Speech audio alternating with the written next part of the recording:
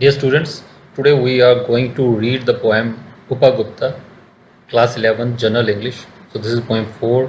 Poem 3, television has been removed by the board from the syllabus.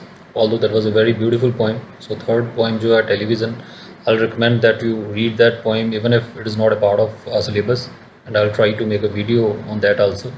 So वो भी आप ज़रूर पढ़ें. So बहुत ही अच्छी poem है television. So that poem carries a very profound message which is very very relevant to the present times. So आजकल के समय के हिसाब से उस पोइम का जो मैसेज है वो भी बड़ा इंपॉर्टेंट था. तो आई पर्सनली फील कि it shouldn't have been removed. Okay, but now moving on to this poem Upagupta. So this poem has been written by Sri Ravindranath Tagore. So Sri Ravindranath Tagore was not only a great poet, he was a great writer, a great musician, a great singer, a man of multi-talents. He has been known as the Vishwa Kavi, world poet, an international poet. He is an epitome of knowledge, epitome of wisdom. Even our channel is named after him, Tagore Smart Learning. So this channel is also named after the great man. So let's begin the poem. So it is a beautiful poem written by the great poet.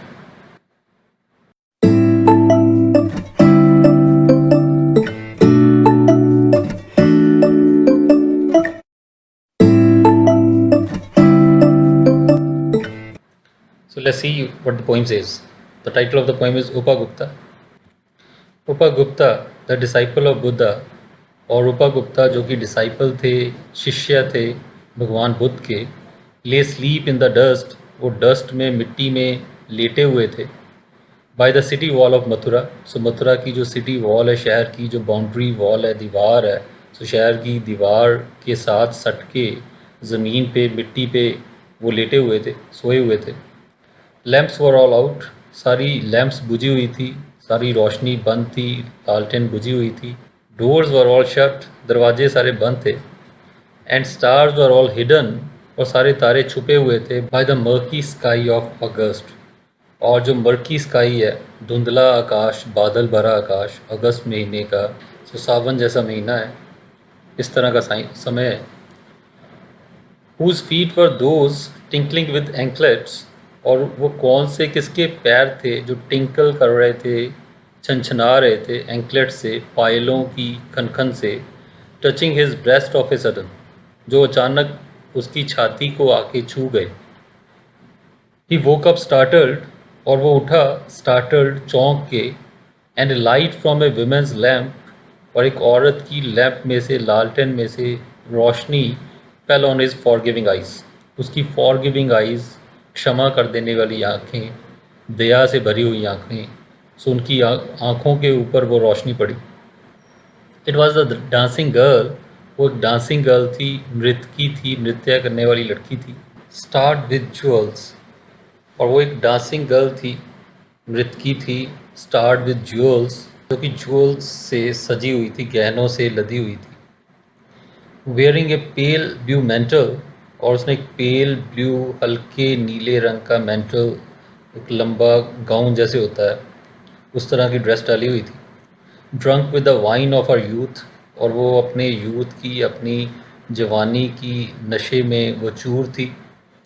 She lowered her lamp, उसने अब lamp को नीचे किया. And सा young face, और उस young face को देखा. ऑस्ट्रियरली ब्यूटीफुल, जो कि ऑस्ट्रियरली, सिंपली, सादे तौर पे ब्यूटीफुल था, खूबसूरत था. सो सादापन था लेकिन खूबसूरती थी. वो युवा चेहरा देखा, योगी का. Forgive me young aesthetic, said the women, औरत ने कहा फॉरगिव मी, मुझे माफ़ करना, यंग एस्थेटिक, युवा योगी. Graciously come to my house, so graciously, आदर सहित, रिस्पेक्टफुली, मेरे घर आओ, मेरे घर चलो. The dusty earth is not a fit bed for you, ये जो डस्टी अर्थ है, ये मिट्टी भरी ज़मीन, ये आपके लिए उपयुक्त बेड नहीं है, उपयुक्त सोने की जगह नहीं है. द यंग एस्थेटिक आंसर्ड, और युवा योगी ने जवाब दिया, women go on your way, उसने कहा हे औरत, अपने रास्ते चले जाओ. When the time is ripe, जब समय सही आएगा, उपयुक्त समय आएगा, I will come to you, तो मैं खुद तुम्हारे पास आऊँगा. Suddenly the black night showed its teeth, अचानक ब्लैक नाइट ने, अंधेरी रात ने, अपने दांत दिखाए. In a flash of lightning, तो एक बिजली जब चमकी तो द स्टॉर्म ग्राउल्ड, और जो स्टॉर्म था, तूफान था, वो ग्राउल कर रहा था, गरज रहा था from the corner of the sky, आसमान के किनारे से। एंड द विमेन, और जो वुमेन थी, औरत थी, ट्रेम्बल्ड इन फेयर, वो डर से कांप रही थी, ऑफ सम अननोन डेंजर, किसी अनजान खतरे से। और यहाँ तक इसका फर्स्ट पार्ट है। सो पहला सीन है। सो पहले सीन में देखा कैसे एक युवा योगी, सो भगवान बुद्ध का डिसाइपल रूपा गुप्ता, वो लेटा हुआ था ज़मीन पे, मथुरा शहर की जो दीवार है, बाउंड्री, उसके बाहर मिट्टी के ऊपर।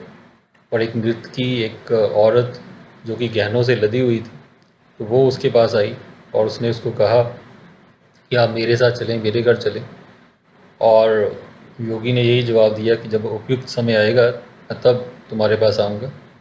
और ये फर्स्ट पार्ट है। और here starts the second part. So कुछ समय बाद की बात बताई गई है आगे। The branches of the wayside trees, और जो ब्रांचेज थी, टहनियाँ थी आसपास के पेड़ों की, और फुल ऑफ ब्लॉसम, वो ब्लॉसम से भरी हुई थी, कलियों से लदी हुई थी, खिली हुई थी। गे नोट्स ऑफ अ फ्लूट, और गे नोट्स हैप्पी स्वर, खुशी भरे संगीत के स्वर, एक फ्लूट के, एक बांसुरी के, वो तैरते हुए आ रहे थे। Came floating in the warm spring air from A far.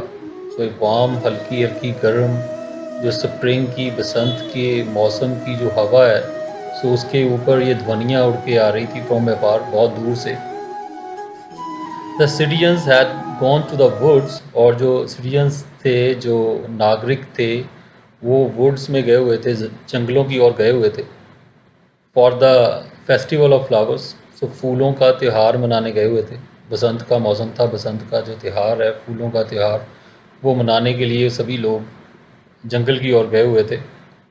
From the mid sky, और मिड स्काई में, आसमान के सेंटर में से, गेज द फुल मून, सो जो फुल मून था, पूर्णिमा का जो चंद्रमा था, वो नज़र आ रहा था, देख रहा था, गेज कर रहा था, जैसे कि on the shadows of the silent town, और जो साइलेंट, सुनसान, वीरान जो शहर पड़ा था, उसकी परछाइयों को चंद्रमा देख रहा था।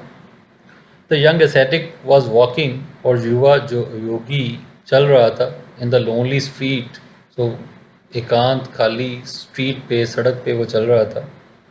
वाइल ओवरहेड, और ऊपर, द लव सिक कोयल्स, सो प्यार के विरा के गीत गा रही coils, uttered from the mango branches, वो अटर कर रही थी, गा रही थी, बोल रही थी मैंगो ब्रांचेस में, आम के पेड़ों की टहनियों में से।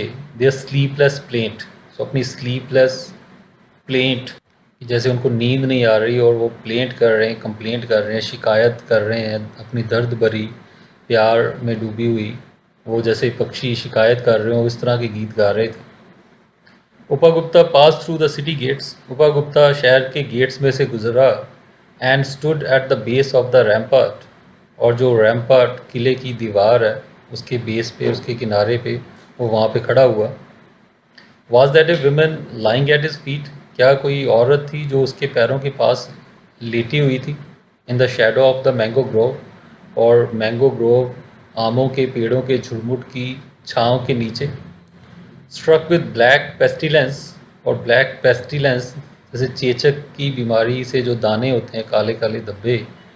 हर बॉडी स्पॉटेड विद सोर्स और स्मॉल पॉक्स, और वो स्मॉल पॉक्स के, चेचक की जो सोर्स थे, ज़ख़म थे, ज़ख़म के निशानों के धब्बे काले काले उसके शरीर पे सारे भरे हुए थे।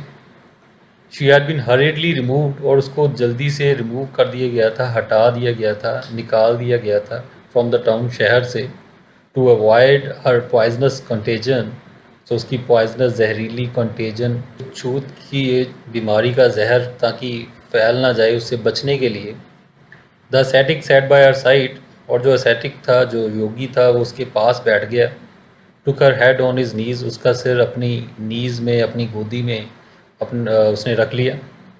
एंड मॉइस्चर हर लिप्स, और उसके लिप्स को मॉइस्चर किया, उसको गीला किया विद वाटर, पानी से। And smeared her body with sandal balm, और उसके शरीर को स्मियर किया, लेप लगाया, सैंडल बाम का, चंदन की मलहम का लेप लगाया उसके शरीर पे। Who are you merciful one, आप कौन है दयालु व्यक्ति। आज द वेमेन, औरत ने पूछा। The time at last has come, और जो समय है वो आखिरकार आ गया है। तुम्हारे पास आने का, एंड आई एम हेयर, और मैं यहीं हूँ, रिप्लाइड द यंग एसेटिक।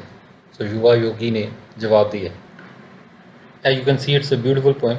सो बहुत ही अच्छा मैसेज मिलता है। सो एक तो जो एसेटिक का करैक्टर है, सो उनका जो ऑस्ट्रियर करैक्टर है, पवित्र चरित्र है जो उनका, सो उसको देख के हमें भी संदेश मिलता है कि we should also have high ideals, मुझे आदर्श होने चाहिए हमारे। और जो दूसरा मैसेज मिलता है वो यही मिलता है कि जो फिज़िकल ब्यूटी है, so that is not permanent. So जो शारीरिक सुंदरता है, जो बाहरी सुंदरता है, वो परमानेंट नहीं है। So what really matters is the internal beauty, जो अंदरूनी खूबसूरती है, मन की खूबसूरती, सो वो ज़्यादा जो है वो मैटर करती है। और फिज़िकल ब्यूटी तो जो है किसी बीमारी से या किसी वजह से ख़राब भी हो सकती है, लेकिन जो मन की सुंदरता है वो हमारे हाथ में ही है कि हम उसको कैसे मेंटेन करके रखें। सो दैट्स व्हाट उपा गुप्ता डिड, और यही मैसेज भी मिला है हमें उपा गुप्ता से। So that's it. So will do the question answers of this poem in the next video. See you then. Goodbye for now. Thanks for watching. God bless you.